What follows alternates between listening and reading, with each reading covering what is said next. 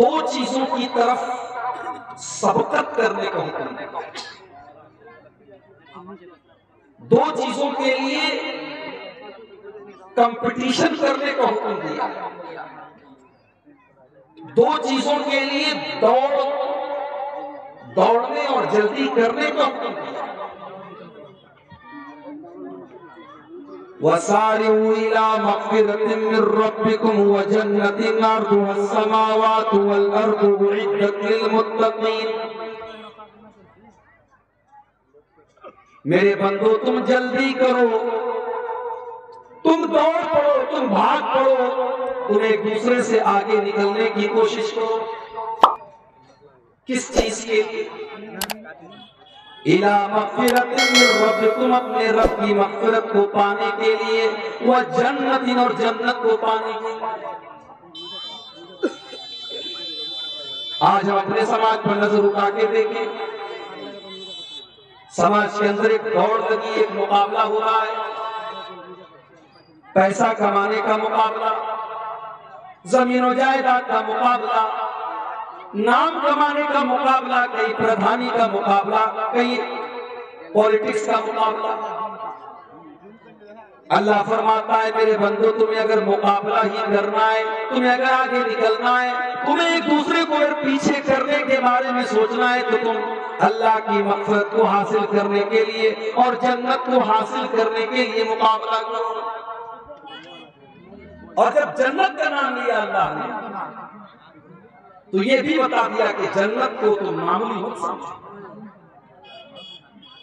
وَجَنَّةٍ عَرْضُهَا السَّمَاوَاتُ وَالْأَرْضُ، میرے بندو تم اس جنت کے لیے محنت کرو جس جنت کی چوڑائی آسمانوں اور زمین کے برابر ہے۔ آج دنیا کے بڑے بڑے شہروں میں زمین کتنی مہنگی ہے۔ کلکتہ آپ چلے جائیں، گوہاٹی آپ چلے جائیں، سلی گڑی آپ چلے جائیں، اچھے شہر میں چلے جائیں، آپ کو زمین بڑی مہنگی ملے گی۔ کسی بڑے شہر میں زمین کا چھوٹا سا ٹکڑا بھی انسان کو مل جائے تو سمجھتا ہے کہ میں بہت بڑا آدمی بن گیا۔ لیکن میرے پیارے ساتھیوں، دنیا کی قیمتی سے قیمتی زمین کی جنت کے سامنے کیا اوقات ہے۔ اللہ کے نبی فرماتے ہیں، صحیح بخاری کی روایت ہے، لَمَوْضِعُ الصَّوْتِ أَحَدِكُمْ فِي الْجَنَّةِ خَيْرٌ مِّنَ الدُّنْيَا وَمَا فِيهَا۔ جنت میں ایک کوڑے کے رکھنے کی جو جگہ ہوگی، ایک کوڑا رکھنے کی جگہ جنت میں دنیا کی ساری بھی چیزوں سے بہتر ہے۔ ایک کوڑا رکھنے کی جگہ، یعنی ہم اپنی زبان میں کہہ سکتے ہیں 1 اسکوائر فٹ کا ایریا۔ جنت میں 1 اسکوائر فٹ کا ایریا دنیا کی تمام قیمتی سے قیمتی چیزوں سے بہتر ہے میرے پیارے۔ دنیا کی خوبصورتی، دنیا کا عیش و آرام جہاں سے ختم ہوتا ہے، جنت وہاں سے شروع ہوتی ہے۔ آج ہمارے کتنے نوجوان ہیں دنیا کی عورتوں کی طرف، دنیا کی لڑکیوں کی طرف ان کا ایک آکرشن ہے، توجہ ہے، غلط راستے کی طرف بھی وہ جا رہے ہیں۔ کاش کہ انہوں نے قرآن میں جنت کا تذکرہ پڑھا ہوتا اور جنت کی عورتوں کے بارے میں پڑھا ہوتا۔ سورہ رحمان اٹھا کے دیکھو، اللہ فرماتا ہے حور مقصورات فی الخیام، جنت کی جو حوریں ہوں گی وہ خیموں کے اندر آرام کر رہی ہوں گی، وہ نیچی نگاہ والی ہوں گی اور اتنی خوبصورت ہوں گی۔ فرمایا کأنہن الیاقوت والمرجان، وہ یاقوت و مرجان کی طرح وہ قیمتی ہیرے اور جواہرات سے بھی زیادہ قیمتی ہوں گی۔ وہ جنت کی عورتیں اتنی خوبصورت ہوں گی کہ اللہ کے نبی فرماتے ہیں کہ اگر ان میں سے کوئی عورت صرف زمین کی طرف جھانک دے، اگر جنت سے زمین کی طرف وہ جھانک دے، لَمَلَأَتْ مَا بَيْنَهُمَا رِيحًا، تو زمین و آسمان کے درمیان کا پورا علاقہ خوشبوؤں سے بھر جائے گا۔ وَلَنَصِيفُهَا عَلَى رَأْسِهَا خَيْرٌ مِّنَ الدُّنْيَا وَمَا فِيهَا، اور اس جنتی حور کے سر کے اوپر جو دوپٹہ ہے وہ دوپٹہ دنیا کی اور دنیا کی تمام نعمتوں سے بہتر ہے۔ میری ماں اور بہنوں، جنت کی حوریں بھی دوپٹہ استعمال کریں. جو عورت دنیا میں دوپٹہ استعمال کرتی ہے گویا کہ وہ جنتی عورت کے نقشے قدم پر چلتی ہے، اور جو دنیا میں بے حیائی کا طریقہ اپناتی ہے گویا اس کو جنت سے کوئی مطلب نہیں. یہ ہوگی جنت. اللہ فرماتا ہے میرے بندو تمہیں اگر مقابلہ کرنا ہے، تمہیں اگر کمپٹیشن کرنا ہے تو جنت کے لیے کمپٹیشن کرو جس کی چوڑائی آسمانوں اور زمین کے برابر ہے. اعدت للمتقین، اور وہ جنت تیار کی گئی ہے متقی لوگوں کے لیے، اللہ سے ڈرنے والوں کے لیے، پرہیزگاروں کے لیے. اب متقی کون لوگ ہیں؟ اللہ نے ان کی پہچان بتاتے ہوئے فرمایا الذین ينفقون فی السراء والضراء. متقی وہ لوگ ہیں جو پریشانی میں بھی اللہ کی راہ میں خرچ کرتے ہیں اور آسانی میں بھی اللہ کی راہ میں خرچ کرتے ہیں. ہمارے پاس دولت ہے، ہم نے مدرسے میں دیا، ہم نے مسجد میں دیا. یہ کون سا کمال ہو گیا بھائی؟ کمال تو یہ ہے میرے پاس دولت نہیں ہے، میرے پاس بہت آسائش نہیں ہے، میرے پاس دولت کی بہت زیادہ کثرت نہیں ہے، لیکن جہاں دینے کا نمبر آیا میں نے جو ہو سکا میں نے اللہ کی راہ میں دیا. یہ ہے اصل تقویٰ، یہ ہے اصل دینداری. صحابہ کرام کو دیکھو، غزوہ تبوک کا موقع ہے، اللہ کے نبی اعلان کرتے ہیں کہ اس لشکر کی تیاری کے لیے تعاون کرو، دان دو، چندہ دو، میں تمہیں جنت کی گارنٹی دیتا ہوں. صحابہ کرام اپنی اپنی طاقت کے مطابق، اپنی اپنی حیثیت کے مطابق اللہ کے نبی کے پاس آتے ہیں اور تعاون پیش کرتے ہیں. کچھ صحابہ ایسے بھی تھے جو غریب تھے، مزدور تھے، ان کے پاس دولت نہیں ہے، ان کے پاس سونا چاندی نہیں ہے، مگر وہ اسلام کی مدد کرنا چاہتے ہیں، وہ اللہ کے دین کی مدد کرنا چاہتے ہیں. ان بیچاروں نے نائٹ شفٹ میں کام کیا، انہوں نے رات اور دن محنت کر کے مزدوری کر کے وہ ایک مٹھی اور دو مٹھی جو لے کر کے آتے ہیں. اے اللہ کے نبی میرا یہ ایک مٹھی جو لے لیجئے، اے اللہ کے نبی میں اور تو کچھ نہیں دے سکتا، یہ ایک مٹھی جو آپ میری طرف سے قبول کر لیجئے. منافق لوگ مذاق اڑانے لگے، یہ دیکھو یہ ایک مٹھی جو کے ذریعے اسلام کی خدمت کرنے کے لیے آئے ہیں، یہ ایک مٹھی جو کے ذریعے اسلام کی مدد کرنا چاہتے ہیں. لیکن اللہ کے نبی نے اس ایک مٹھی جو کے پیچھے جو اخلاص تھا، جو اللہ کا ڈر تھا، جو دین کا جذبہ تھا، اللہ کے نبی نے اس جذبے کو محسوس کرتے ہوئے اس ایک مٹھی جو کو لے لیا اور آپ نے فرمایا لو انفق احدکم مثل احد ذهبا ما بلغ مد احدهم ولا نصیفا. او لوگوں اس ایک مٹھی جو کی قیمت تم کیا جانو، اگر تم احد پہاڑ کے برابر بھی سونا خرچ کر دو تو اس ایک مٹھی جو کا مقابلہ نہیں کر سکتے. یہ ہے تقویٰ، یہ ہے دین. اللہ نے فرمایا میرے متقی بندے وہ ہیں جو آسانی میں بھی اللہ کی راہ میں خرچ کرتے ہیں، پریشانی میں بھی اللہ کی راہ میں خرچ کرتے ہیں. اسی لیے اللہ کے نبی فرماتے ہیں کہ تم اللہ کو اپنے اچھے دنوں میں پہچانو، اللہ کو اپنے اچھے دنوں میں پہچانو. یعرفک فی الشدہ، تمہارے برے دنوں میں اللہ تم کو پہچانے گا. انسان کے پاس جب اچھا دن آتا ہے، جب دولت آتی ہے، جب عیش و آرام کی زندگی گزارتا ہے، تب اسے اللہ یاد نہیں آتا ہے. جب پریشانی آتی ہے، جب بیماری آتی ہے، جب دکھ اور تکلیفیں آتی ہیں، تب اللہ یاد آتا ہے. اللہ کے نبی فرماتے ہیں اپنے پروردگار کو اپنے اچھے دنوں میں یاد کرو. یعرفک فی الشدہ، وہ برے دنوں میں تمہیں یاد رکھتے ہیں. تو متقی لوگ وہ ہوتے ہیں جو اچھے اور برے تمام دنوں میں اللہ کے راہ میں خرچ کرتے ہیں. والکاظمین الغیظ، اور متقی لوگ وہ ہوتے ہیں جو غصے کو پی جانے والے ہوتے ہیں. آج کتنے مرڈر ہو جاتے ہیں غصے کی وجہ سے، کتنی طلاق ہو جاتی ہے غصے کی وجہ سے، کتنا شوہر بیوی کے اوپر ہاتھ اٹھا دیتا ہے غصے کی وجہ سے. میرے پیارے ساتھیوں، غصہ آنا نیچرل ہے، مگر غصے کو کنٹرول کیا جائے، غصے کو دبا لیا جائے.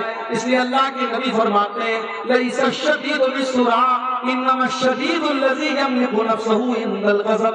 پہلوان وہ نہیں ہے، بہادر وہ نہیں ہے جو کشتی میں دشمن کو پچھاڑ دے، بہادر تو وہ ہے جو غصے کے ٹائم اپنے آپ کو کنٹرول کر لے۔ والکاظمین الغیظ، غصے کو پی جانے والے۔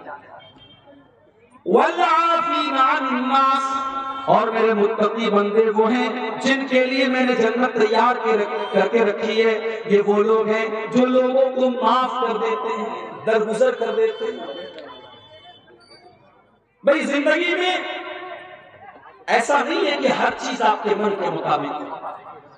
کبھی آپ کی بیوی ایسا کوئی کام کر دے گی جو آپ نہیں چاہتے، کبھی آپ کے بچے کچھ ایسا کام کر دیں گے جو آپ کی مرضی کے خلاف ہے، کبھی دوستوں سے انبن ہو جائے گی، کبھی پڑوسیوں سے جھگڑا ہو جائے گا۔ آپ ہمیشہ اس قرآن کی آیت کو اپنے سامنے رکھیں، والعافین عن الناس، لوگوں کی غلطیوں کو معاف کر دیا کریں، درگزر کر دیا۔ نبی اکرم کی سیرت اٹھا کر کے دیکھو، آپ کے اوپر مکہ والوں نے کون کون سے ظلم و ستم کے پہاڑ نہیں توڑے۔ آپ نماز پڑھ رہے ہیں، آپ کے اوپر اونٹنی کی بچہ دانی لا کے رکھ دی جاتی ہے، آپ کی گردن میں چادر ڈال کر کے آپ کا گلا دبانے کی کوشش کی جاتی ہے، آپ کی بیٹی زینب کے اوپر ایسا حملہ کیا جاتا ہے کہ ان کا انتقال ہو جاتا ہے، آپ کی بیٹیوں کو طلاق دے دی جاتی ہے، آپ کو مکے سے نکلنے پر مجبور کیا جاتا ہے، آپ کو طائف میں پتھر مارے جاتے ہیں۔ ساری تکلیفوں کو آپ نے برداشت کیا اور آپ نے معاف کر دینے کی وہ مثال قائم کی کہ ساری انسانیت کو مثال پیش کرنے سے قاصر ہے۔ جب مکہ فتح ہوا اور آپ کو مکہ والوں کے اوپر پورا پاور اور پورا کنٹرول حاصل ہو گیا، آپ چاہتے تو بدلہ لے لیتے، آپ چاہتے تو انتقام لے لیتے، آپ چاہتے تو ایک جرم کی سزا ان کو دے دیتے، لیکن آپ نے وہی جواب دیا جو حضرت یوسف علیہ السلام نے اپنے بھائیوں کو دیا تھا، لا تثریب علیکم اليوم۔ آپ نے فرمایا محمد رسول اللہ کسی سے کوئی بدلہ نہ لیں گے، کسی سے کوئی انتقام نہ لیں گے، اذهبوا انتم الطلقاء، جاؤ تم سب کے سب آزاد ہو۔ آپ نے سب کو معاف کر دیا۔ ہم اس نبی کے ماننے والے۔ والعافین عن الناس، ظالم سے لیا ظلم کا بدلہ نہ کسی وقت، مارا بھی تو اخلاق کی تلوار سے مارا۔ اللہ کے نیک بندے معاف کر دے۔ داروغہ مت بنو۔ اگر آپ کو اللہ نے کسی کے اوپر کنٹرول دیا ہے تو آپ داروغہ مت بنو، آپ معاف کر دیا کرو، لوگوں کی غلطیوں سے درگزر کر دیا۔ واللہ یحب المحسنین، اور اللہ تعالیٰ احسان کرنے والوں کو، نیکی کرنے والوں کو پسند فرماتا ہے۔ والذین اذا فعلوا فاحشۃ او ظلموا انفسهم، اور اللہ نے فرمایا میرے متقی بندے وہ ہوتے ہیں جب ان سے کوئی غلط کام ہو جاتا ہے، جب کوئی نازیبا کام ہو جاتا ہے، ان سے کوئی گناہ ہو جاتا ہے، او ظلموا انفسهم، یا وہ اپنی جان کے اوپر ظلم کر لیتے ہیں۔ گناہ کرنے والا سب سے پہلے اپنی جان پر ظلم کرتا ہے۔ گناہ کر کے آپ دوسرے کا نقصان بعد میں کرتے ہیں، پہلے اپنا نقصان کرتے ہیں۔ اسی لیے ہمارے باپ آدم نے اور ہماری ماں حوا نے جب اللہ سے توبہ کی تو کن الفاظ میں کی؟ ربنا ظلمنا انفسنا وان لم تغفر لنا وترحمنا لنکونن من الخاسرین۔ پروردگارا ہم نے اپنی جانوں کے اوپر ظلم کیا ہے، اے اللہ ہم نے تیری نافرمانی کر کے اپنے اوپر اتیاچار کیا ہے، اور اگر تو نے ہمیں معاف نہ کیا، اگر تو نے ہم پر رحم نہ کیا، لَنَكُونَنَّ مِنَ الْخَاسِرِينَ، وہ ہم خسارہ اٹھانے والوں میں سے ہو جائیں گے۔ تو اللہ کہہ رہا ہے کہ میرے متقی بندے وہ ہیں جب ان سے کوئی گناہ ہو جاتا ہے یا وہ اپنی جان پر ظلم کر لیتے ہیں، ذکر اللہ، تو وہ اللہ کو یاد کرتے ہیں، وہ اللہ کو یاد کرتے ہیں، فَاسْتَغْفَرُوا لِذُنُوبِهِمْ، اور اپنے گناہوں کی معافی مانگتے ہیں۔ اگر یہ چیز ہمارے اندر ہے، اگر گناہ کرنے کے وقت اللہ یاد آتا ہے تو سمجھ جاؤ کہ دل کے اندر ایمان کی گنجائش موجود ہے، سمجھ جاؤ کہ دل کے اندر ایمان کی روشنی موجود ہے۔ اور اگر گناہ کرنے کے بعد اللہ یاد نہیں آتا ہے بلکہ گناہ کرنے کے بعد انسان اور ڈھٹائی کرتا ہے اور جرأت کرتا ہے اور اپنے گناہ کے اوپر فخر کرتا ہے تو سمجھ جاؤ کہ دل کے اوپر مہر لگ چکی ہے۔ اسی لیے اللہ کے نبی فرماتے ہیں کل امتی معافی الا المجاہرین، میری امت میں سب کی تو معافی ہو سکتی ہے مگر کھلم کھلا گناہ کرنے والوں کی معافی نہیں ہوگی۔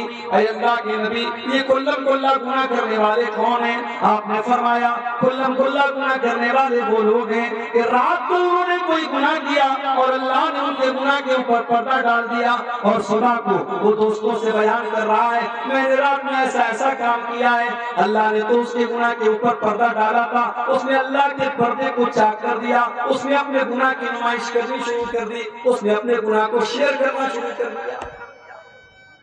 آج یہ چیز ہو رہی ہے، کسی کے ساتھ کوئی غلط کام کیا تو دوستوں کو دکھا رہا ہے دیکھو میں نے یہ کام کیا۔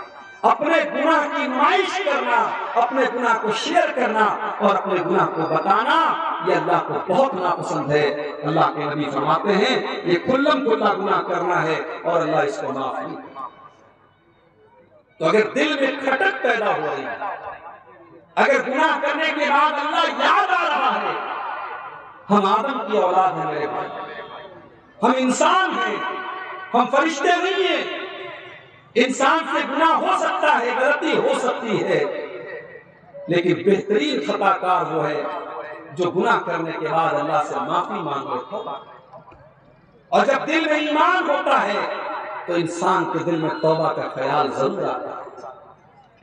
اللہ کے نبی صحابہ کے ساتھ بیٹھے ہوئے ایک عورت آتی ہے، اے اللہ کے نبی انی اصبت الزنا، میں نے زنا کیا ہے، طہرنی، مجھے پاک کر دیجئے۔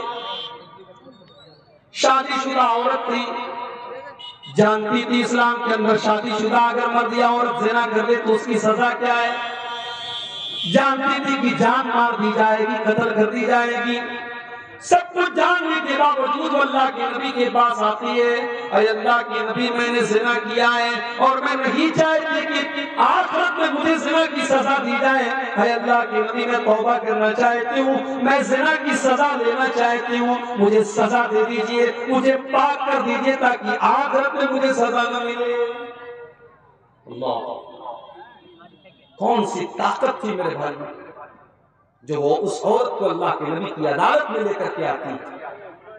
آج تو مجرم عدالت سے بھاگتا ہے، آج تو مجرم رشوت دے کر کے سوچتا ہے میں سزا سے بچ جاؤں، لیکن جب ایمان پیدا ہوتا ہے تو مجرم عدالت میں چل کر کے آتا ہے اور کہتا ہے کہ مجھے سزا دی جائے۔